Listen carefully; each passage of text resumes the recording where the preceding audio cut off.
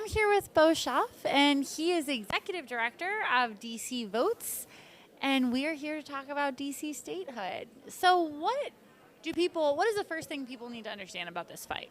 Sure. First, thanks for having me. I appreciate it very much. The first thing people need to understand is that there are 700,000 people who live in Washington, D.C., who are residents of the District of Columbia, who are just like people from all across the country. We pay our taxes, we serve in wars, we do everything Americans do, but we have no representation in the Congress. We have no we have no voice in the Senate at all, and we have no vote in the House of Representatives. Our country was founded on taxation without representation and stopping that, and we've been living under it for more than 200 years. How did that happen? It happened almost by accident, which is a really long story, so I won't really go into it. But when Congress decided, so it happened with the mutiny in Philadelphia, oddly enough, and the idea that there needed to be a protected capital for the United States that wouldn't be beholden to any given state. So Maryland gave up some land, Virginia gave up some land, and we became the District of Columbia. The lack of representation wasn't supposed to happen. There's writings about it being an accident and that needs to be fixed. It just never has.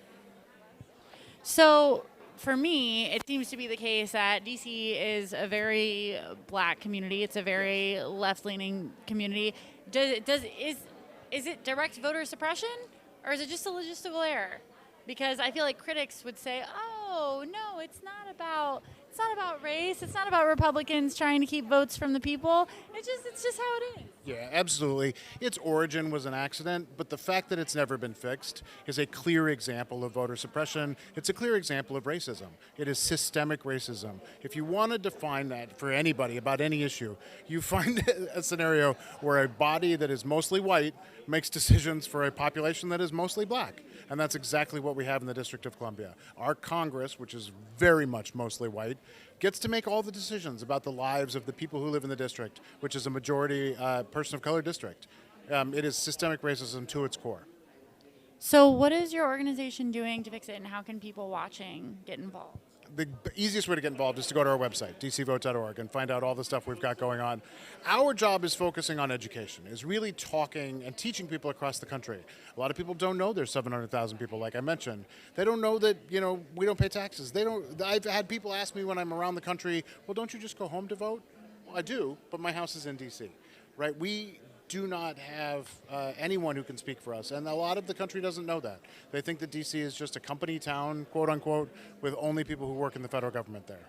It's just so not the case. I was born in D.C., and it's a complex, thriving community the size of many other small states. Yeah.